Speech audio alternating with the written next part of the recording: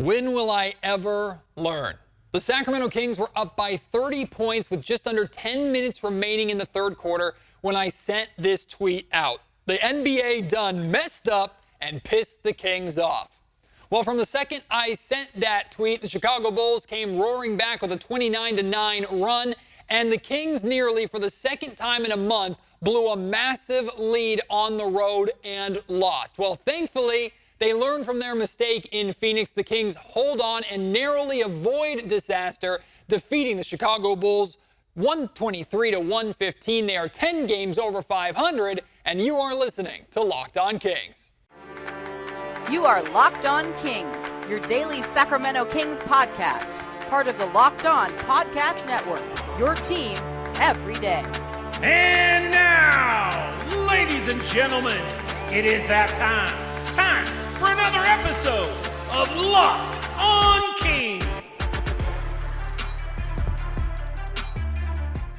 Hello and welcome into Locked On Kings, your podcast hub for Sacramento Kings coverage all season long. Today's episode is brought to you by FanDuel. Make every moment more. Right now, new customers get $200 in bonus bets if your best bet of $5 or more wins. Visit FanDuel.com/LockedOn to get started. My name is Matt George. I have the privilege of being your host here.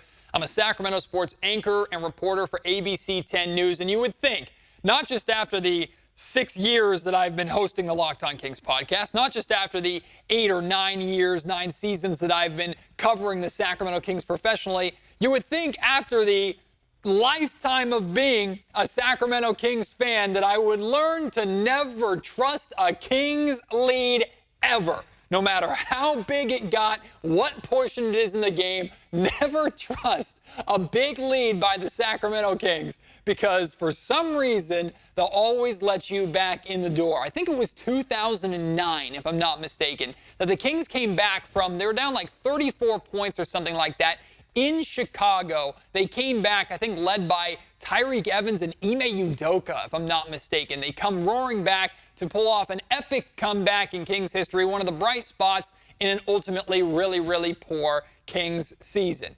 The Chicago Bulls nearly finally got their revenge tonight with the Kings up 30 in the third quarter, and then that lead was cut down to just 10 going into the fourth quarter.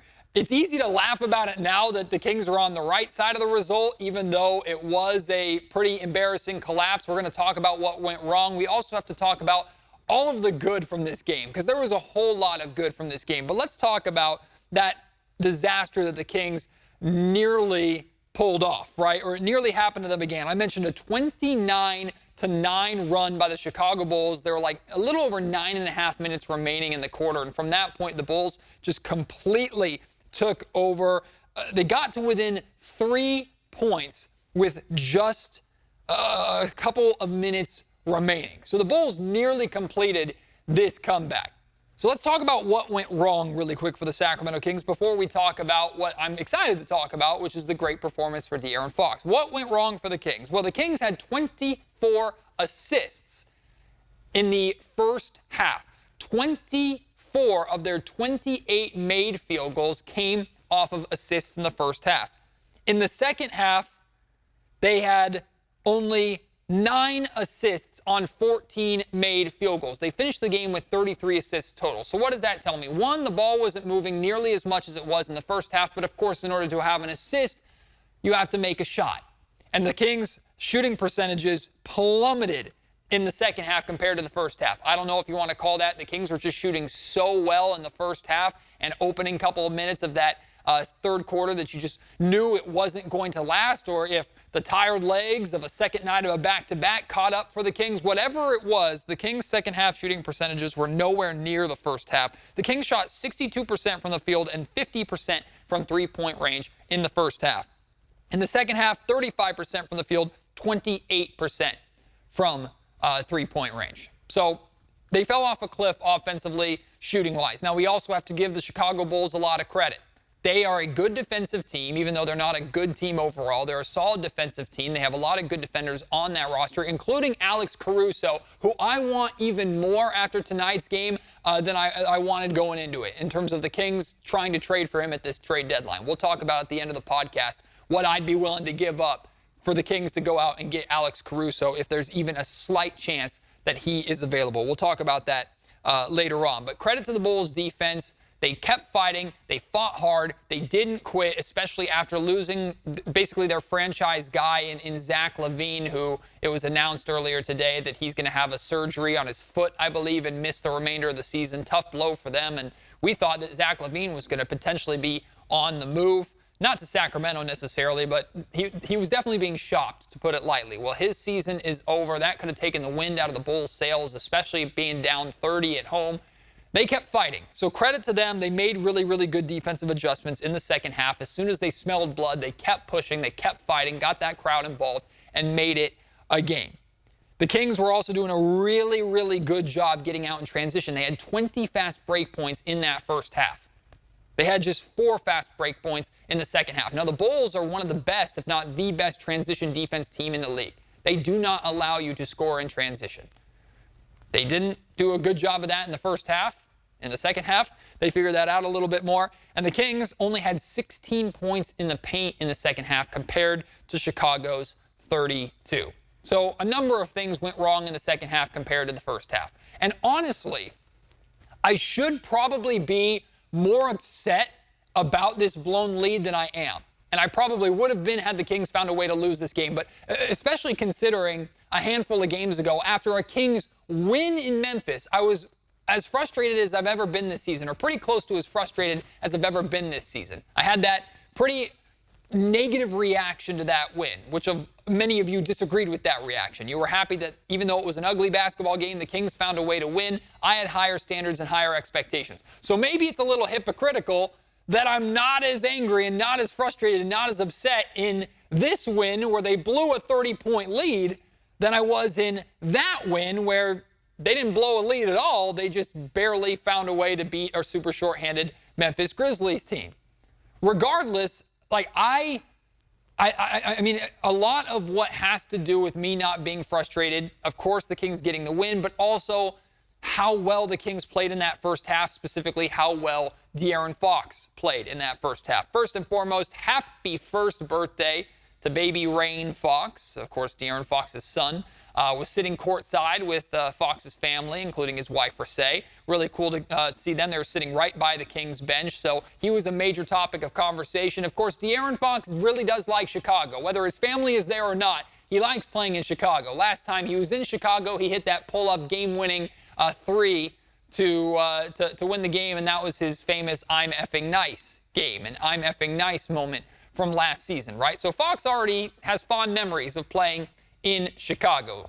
So having his son courtside, having an opportunity to show or showcase or have a big night on his son's first birthday with his family sitting courtside, you knew De'Aaron wasn't going to miss out on that opportunity.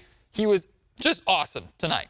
Just awesome. He finished with 41 points, 4 rebounds, 4 assists, and 5 steals. So he has a combined 66 points and 11 steals in his last 2 games, specifically over his last 70 minutes. He played 35 minutes tonight, 35 minutes last night in Indiana, 11 assists, 66 total points. Again, these are the 2 games after he was an All-Star snub. He was not named to the All-Star game. Now, to put that into even more perspective, this is his 5th game this season where he scored 40 or more points. Fox has scored 40 or more points 5 times this season. There are only 3 players in the league that have scored 40 or more points more than De'Aaron Fox. You ready for these 3 names?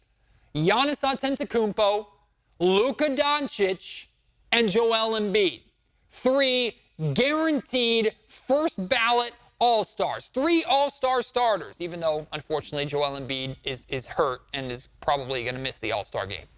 3 All-Star starters. And then De'Aaron Fox, who is not in the All-Star game. It's just no matter what, every single game for the remainder of this season, every single number that we look at, it just is never going to make sense why Fox and Sabonis weren't named to the All-Star game based off of the seasons that they're having, the numbers that they're putting up, the success of the freaking Sacramento Kings, who are now 10 games over 500, 29-19. I don't get it. Now, you might be saying, okay, great. He has 4 games where he's got 40 or more points. Okay, but there's got to be a drop-off elsewhere, right? Now, in addition to those 4 games, this doesn't include those 4 games. In addition to the 4 games that Fox has had scoring 40 or more points, he has 12 games this season where he scored 30 or more. That means, well, I should say, he has 12 games this season where he scored in the 30s. He has 16 total games this season where he scored 30 or more. 4 games in the 40s and 12 games in the 30s.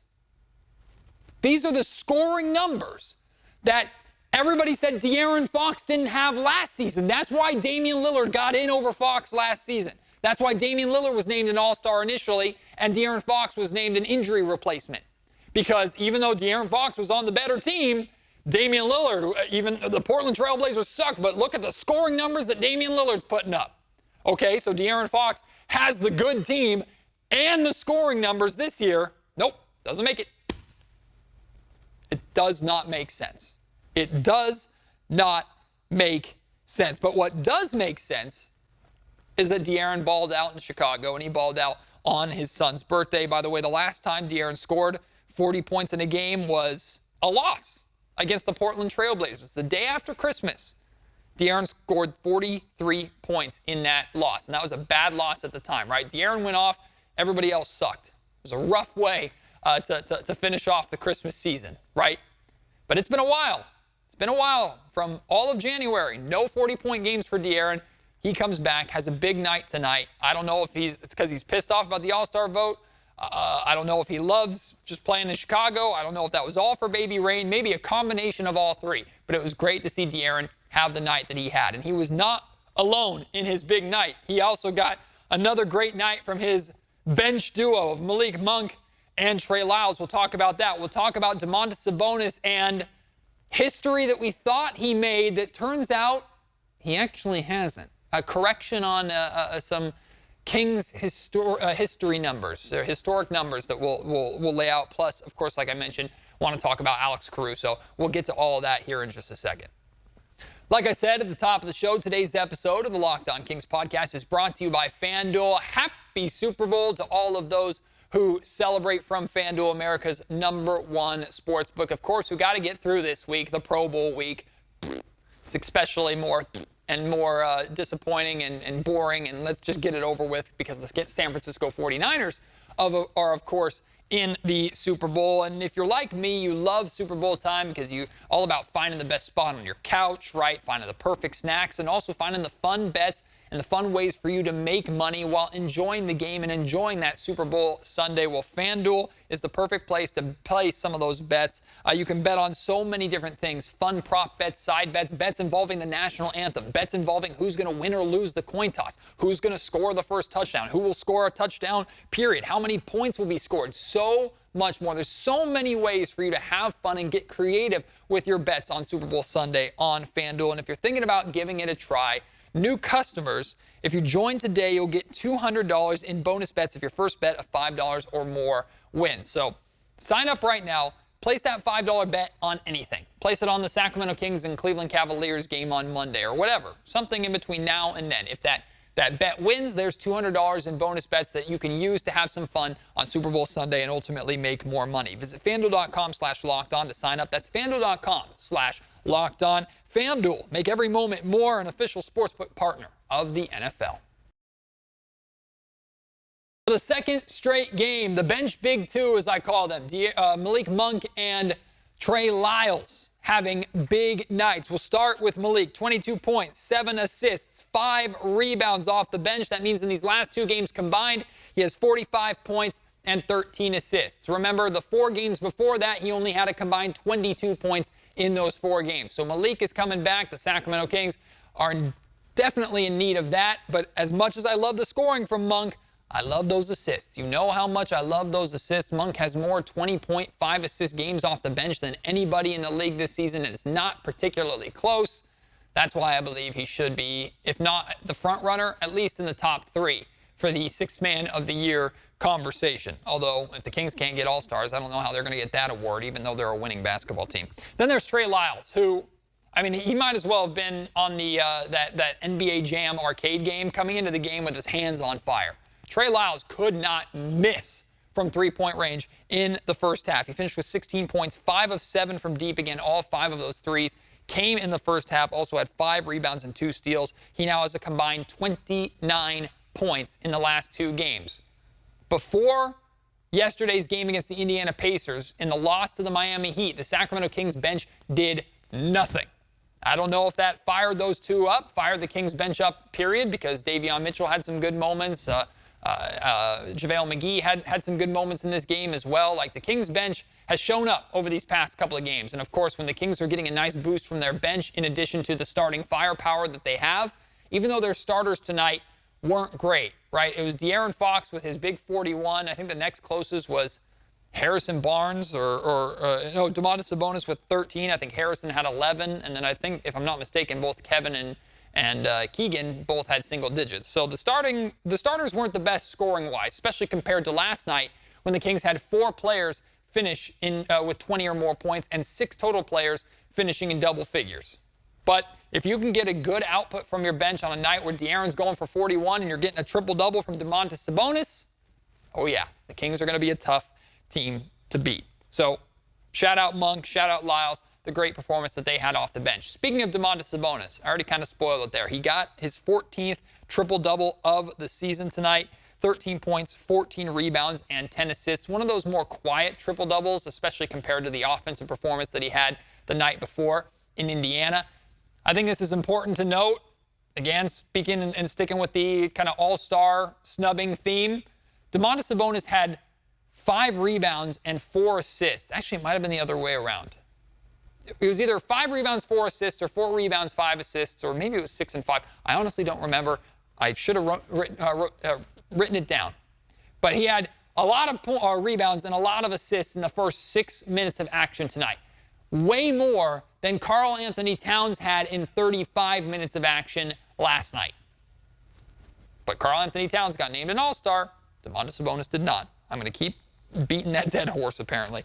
But in addition, like I mentioned, 14 triple-doubles this season for Sabonis. That matches his career high for triple-doubles in a season. Y'all, we're at the very, very beginning of February. Like, Sabonis is having a better season this season than he did last year when he was an All-Star. De'Aaron Fox is having a better season this season than he did last year as an All-Star. The Kings are 10 games above 500 in early February. The Kings are on the same win total, on the same, even a slightly improved win percentage, despite not having the injury luck of last season, which so many people talked about, in early February. And yet, they had 2 All-Stars last year, none this year. Why? Because they're in 5th place instead of 3rd. Not that that matters, because the Los Angeles Lakers have 2 All-Stars, and they're, I think, now at 500 with their win in New York tonight. I think they won in New York tonight. Either way, they're a play-in team. I know Steph Curry went for 60, and Steph was amazing tonight in a loss to the Atlanta Hawks, by the way. Steph was awesome. It's not his fault that that team sucks, but that team sucks. That team is the 12th seed, the 12th place in the West. They're bad. Steph Curry gets in. More of a legacy award than anything else. I have no problem with Steph Curry being in the All-Star game. I expect it. But it just sucks to see guys from the 9th place team or 10th place team, the 12th place team getting into the All-Star game, and nobody from the 5th place team gets in. I think I've made that perfectly clear. Unfortunately, though, we've been talking a lot in recent weeks about Domantas Sabonis' double-double streak. Of course, that continued tonight. He is now at 31 straight double-doubles. What we thought and what we were led to believe initially was that the franchise record, the Sacramento Kings franchise record for double-double streak was 31, held by Oscar Robertson, Big O. Apparently, that's not the case. Through some checking and some clarification, it was actually revealed today that Sabonis has a long way to go. A long way to go. Now, he is in sole ownership of 2nd place, or the second longest double-double streak in franchise history. But to get to number 1, he's got a ways to go. Because the number 1 spot is not held by Oscar Robertson. It is held by Jerry Lucas, who had 55 straight double-doubles in Kings franchise history. I've been talking about it a lot on this show. Unfortunately, just a mix-up with statistics from the Sacramento Kings, but it wasn't malicious or anything like that. Still, 31 straight double-doubles is extremely impressive, and there's no reason to believe that Domantas Sabonis can't get to that 55 mark the way that he's playing, but he's got a ways to go, right? He's not number one yet, like I was excited to say that he had tied tonight, and I was expecting to say that he was going to pass it on Monday against the Cleveland Cavaliers. We've talked a lot about the trade deadline that gets closer and closer and closer. Well, tonight with the Chicago Bulls, we got an opportunity to take a look at two candidates that potentially the Kings should have been keeping their eyes on in a trade. One jumped off the page. You already know who I'm talking about, and we'll talk about it a little bit more. I'll share with you why I feel the way that I feel about Alex Caruso in just a second. Today's episode of the Locked On Kings podcast is also brought to you by PrizePicks. PrizePicks is daily fantasy sports made easy. It is the best, absolute best way to get your daily fantasy sports fix because you're not taking on anybody else, whether it's your friends, just a casual like yourself, or those pros and sharks from Vegas or around the world that literally make a living off of something that's supposed to be fun and supposed to be kind of a side hobby and enjoyable. No, you're not playing against anybody. It's just you versus the PrizePicks projections. You pick 2 to 6 players and whether they'll have more or less than a projection. For example, more points for De'Aaron Fox tonight, more than 30.5 points. Less rebounds for Domantas Sabonis tonight. Maybe he was at 13.5, but he only had, 13. Oh, no, he had 14. So maybe you pick more. 13.5, you pick more, you get that right? That's all you have to do. There's so many different ways to play. There's combinations of points, rebounds, and assists. If you love Domantas Sabonis and his triple-doubles, that's a fun way to play. You could do minutes played. You could do dunks in a game. There's so many different fun ways for you to play PrizePicks for every single Sacramento Kings game, for any NBA game period, plus NFL action as well. PrizePicks is so much fun, and if you get it right, you can win up to 25 times your money. Plus, when you win, they have super safe, super fast withdrawals. I have had the privilege of being able to withdraw money after winning on PrizePicks, and it was in my bank account, I'm not even kidding you, in less than 48 hours. No questions asked, super easy, super clean, no hoops to jump through, no concerns, no fears whatsoever. It's all about having fun and making money. Go to prizepicks.com/LockedOnNBA and use code LockedOnNBA for a first deposit match up to $100. PrizePicks is daily fantasy sports made easy.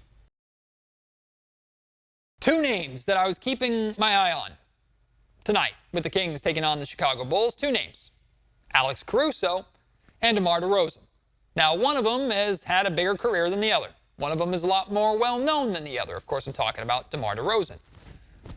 Would I hate the Sacramento Kings going after him? No. Do I think he's going to be worth what the Bulls are going to ask for him or what would require to get him? No. I like DeRozan. I think DeRozan could absolutely help this Kings team. Compared to Alex Caruso, though, it's a no-brainer of which one I want, right? Alex Caruso is such an impactful defender. Exactly what this Kings team needs and is looking for to some extent. Now, of course, I've talked a lot about the lack of depth at the wing position, right? The lack of 6'8", 6'9", athletic, long wingspan guys. Alex Caruso doesn't exactly fit that mold, right? But if you have Keegan Murray, who's taking on that primary defensive job of guarding the opposing team's typically best wings, sometimes he has to move to the guard if it just makes more sense for the Kings because they have nobody else to put on the best guard, unless De'Aaron wants to take some of that load. But the Kings need De'Aaron in his scoring so much that Mike doesn't want De'Aaron guarding the opposing team's best guard for all 35 minutes that he plays. If you could bring in an Alex Caruso to handle the opposing team's best guard while Keegan Murray's handling their best forward or best wing, and then you can have De'Aaron Fox switching in every once in a while, and we know how good of a defender De'Aaron Fox can be. I genuinely believe that Alex Caruso would be just as impactful, if not even more impactful, for the Sacramento Kings short-term and long-term winning than a Kyle Kuzma trade, than a bigger name trade. I am very high on Alex Caruso. I would slightly overpay to get Alex Caruso in Sacramento. Now, I say slightly because I'm not going to go crazy, right? And the Sacramento Kings are not going to go crazy, of course. Monty might even roll his eyes at what I'd be willing to give up for Alex Caruso. If Caruso truly isn't available, which I know the Bulls are moving away from contendership, right? And they're looking to blow things up, but they're not looking to gut everything and start fresh, at least based off the conversations, some on this podcast, some off the record with good people from Chicago. Maybe they decide to keep a hold of Caruso because they still like him for their short-term / long-term plans. If that's the case, then if you really need him and really want him as the Kings, then I truly believe Alex Caruso could be a big difference in a Kings playoff series or two. Then maybe, just maybe, you got to make an offer that they can't refuse. I mean, tonight, Alex Caruso, 7 points, 6 assists, 5 rebounds, 3 steals, 2 blocks. I mean, across the stat sheet production. The 7 points doesn't concern me at all. Is he really a three-point shooter? No, but he had, I think, a couple of threes tonight. Offensively, you don't need a ton of production from Caruso. And he's not poor enough offensively where he's going to kill your spacing and can kill your offensive rhythm. He's a defensive specialist for sure that can make an offensive impact from time to time. But his defensive impact, I think, is so significant and would be so helpful for the Sacramento Kings with what they're looking for and what Mike Brown is looking for with his on-ball and perimeter defense, that it would far outweigh the offensive concerns of Caruso for sure. You might have to make an offer that they can't refuse. An offer that I think they can refuse is like Davion Mitchell and a protected first-round pick. I think the Bulls can get away from that. I don't know if they're going to get much better. I think maybe an offer they can't refuse involves multiple first-round picks. I don't know how willing I am to do that. I'm certainly not doing Kevin Huerter in multiple firsts. You're not getting a starter and multiple firsts. But I would do, personally, and the money works, at least based off of the trade machine websites, I would do Kevin Huerter and a unprotected or like top 5 protected future first-round pick for Alex Caruso. I don't know if that gets the job done. If I'm the Chicago Bulls, like, what better are you getting for Caruso? If some team is willing to give you multiple firsts for Caruso, so be it. Like, I don't think the Kings would feel too comfortable doing that, especially if they believe, like it's been reported, that they could get Kyle Kuzma for a decent player like a Kevin Huerter and 1 first-rounder. So I think I take a healthy stand on not including multiple firsts in an Alex Caruso deal, but to give a starter who's a good caliber player like a Kevin Huerter, or even a combination of Huerter and Davion plus a first-round pick, yeah, I'd do it to get Alex Caruso here in Sacramento. Maybe I'm overvaluing him. I was just that impressed by his defense, especially on De'Aaron Fox there in the second half. Alex Caruso, even though he wasn't doing a lot of scoring to come back from 30, his defense and his hustle and his energy on that end of the floor allowed the Chicago Bulls to come back and make a game of this towards the end. I would love to see Alex Caruso in a Kings uniform. Am I alone on that? Or do you agree with me? Let me know at MattGeorgeSack on Twitter. Email me, mattgeorgesports@gmail.com. Leave your thoughts in the YouTube comment section down below. Hey, the Kings are 10 games over 500, y'all. That's so good to say. They have 1 game left on this season-long 7-game road trip, and the worst that they can go is 5-2 on this trip. That's awesome to be able to say.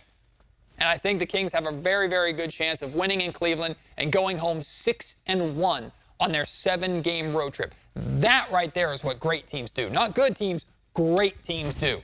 It's perform that well on the road. And it very well could have been, they could be 6-0 right now if they handle their business and win that game the way they should have in Miami. But whatever. 1 loss, you can accept that. The Kings are playing better basketball right now, even though they blew that 30-point lead. They were playing really, really good basketball. I do think they've responded well to the All-Star snubbing, and we'll see if that continues. Day off tomorrow. They wrap it up in Cleveland on Monday, and then they have 2 home games against Denver on Friday, and there's a game on Wednesday. I can't remember who it's against. It's Detroit, if I'm not mistaken.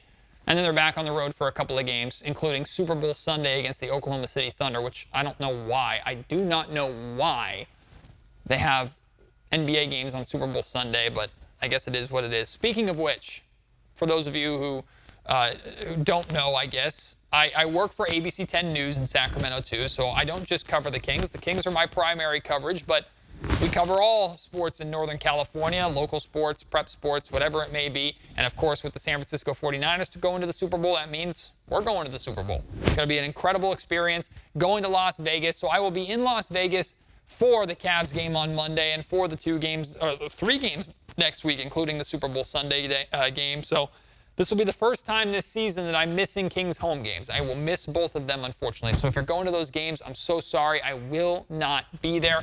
But I will still be paying as close of attention as I possibly can amidst all the Super Bowl work that I'll be doing. And I will have post-game pods for you and Locked On Kings episodes from Las Vegas. So the podcast is not being put on hold. It is continuing no matter what.